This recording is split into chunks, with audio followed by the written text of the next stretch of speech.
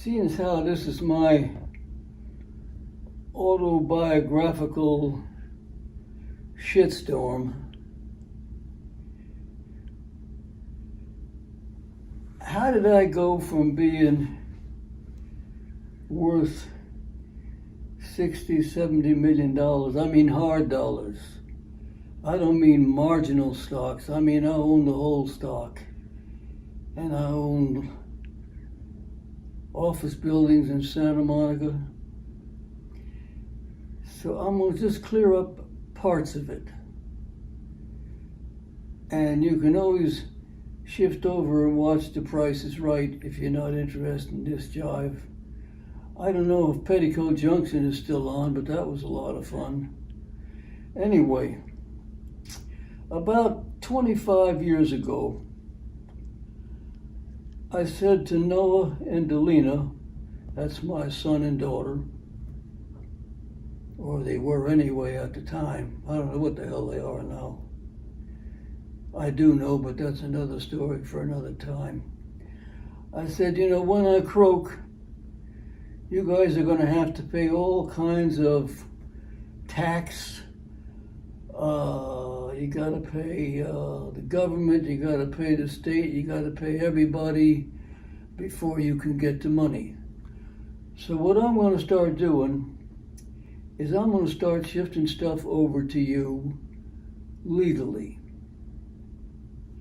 So that when I croak, there ain't going to be no death tax and all that kind of thing. So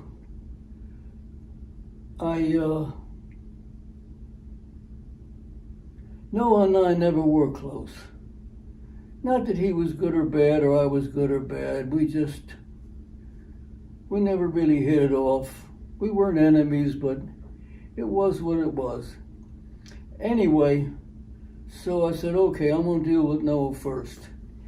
And I bought him a house in Hollywood, right in the center of Hollywood. I think I paid $350,000 for it. It's probably worth about $3 million today. And I said, I paid all the tax on it. I paid everything on it. And I put it in his name. And I said, now Noah, here's the plan. I want you to keep this house for the rest of your life. Keep it in your family.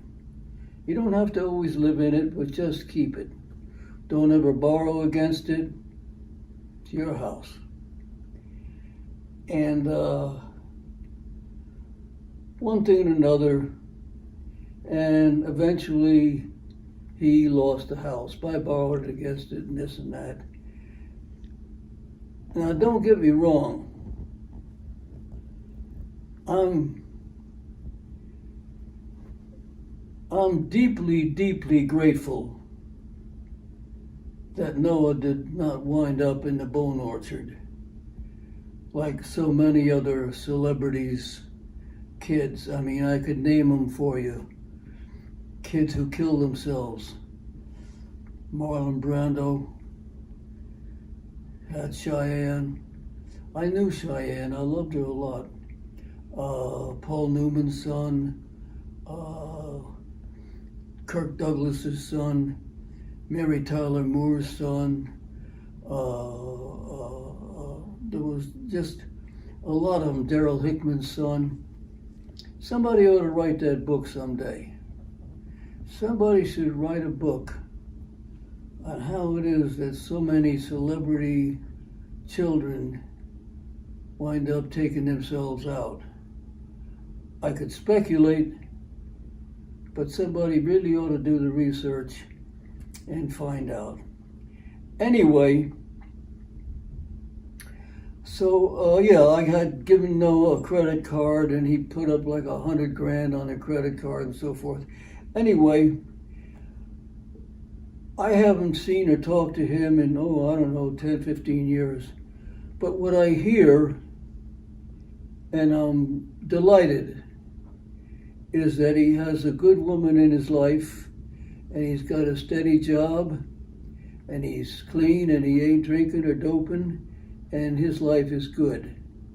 And I thank God for that. because Lord knows he could have wound up dead many times, and I was there for a lot of it. So that's that story. Now we're going to shift over to Delina, my daughter. They're both in their 50s now. I don't know exactly what, but they're both in their 50s. Anyway, so Delina was always my pal. I trusted Delina from the time she was a baby. She used to sit on my shoe and I'd walk around the house with her on my shoe. And she was always my pal. We were always on the same side. And if there's one person in this world that I would stand before Jesus and say, I trust her. And if you find out that I'm lying, I'll take myself out. Well, as it turned out, that was the biggest lie that I ever told in my life. So anyway, I started shifting things over to her 25 years ago. I owned a Carl's Jr. restaurant, and I shifted that over to her. And I shifted another restaurant over to her. And I owned a lot of prime office land in Santa Monica. I was stupid in a lot of ways, but I was also smart in a lot of ways. I had a business manager, Arnold Bernstein. So I said, Arnold, I want to go into business with you. Whatever you do, I want to be a part of. Because I know damn well you're going to make a lot of money and I'm going to make some money too. So he bought into Santa Monica, a lot of office buildings. And I shifted all of that over to Delina. And I bought her a house out in Hidden Hills. Did a lot of things. And she always said, and I believed her right down to the last word, she said, Dad, this is your money. If you ever need any of it, it's all yours. You can take it back anytime you want. Anytime you want. And I had given them, in those days you could give away $50,000 a year to an immediate relative without paying any tax on it. And I backed that up for about 8 or 9 years, so I gave her a bunch of cash. And she wound up buying that big fancy house up on the hill where she lives now with Gregory, her husband, and a granddaughter that I've never seen. Well, I saw her when she was a baby, just a tiny baby.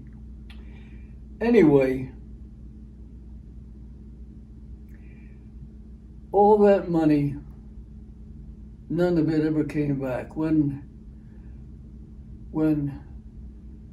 I did go to Delina once, I said, I need a little dough. Somehow she couldn't hear me. Anyway, she's filthy rich now. She must be worth $40-50 million at least. And I got no complaints. I'm sneaking along. I'm doing all right. I got my Screen Access Guild pension. I got Social Security. I got this and that. And I'm not complaining. I just want to get this one hunk out of the way. And this is the financial hunk. And that's where all my money went. It also went to lawyers. And I'm not going to say who was stealing and who wasn't stealing, because it's all history and it's all yesterday's news. And there ain't a lawyer or a businessman or a business manager in the world that you're ever going to get caught stealing, because they know how to steal, because that's what they do. So it wouldn't do me any good to go try to get any money from anybody, because that would be a joke. And I've had enough jokes in my life. So we're going to end. Is there anything else that I need to tell you about my finances? I'm living in this apartment. I'm probably going to die in this apartment. And maybe it ain't such a bad place to die. I'm not planning on dying, but everybody does die. And I'm 86, be 87 years old pretty soon. And I should have been dead a dozen times over. More than that. For all the times that I should have been dead and would have been dead and could have been dead and tried to kill myself with motorcycles and cars and horses and stunts and crazy shit. But I'm still here. And this is my autobiographical documentary. So we're going to end on this one note about the money, and you understand it. And like I said, I'm delighted that Noah didn't wind up in the bone orchard.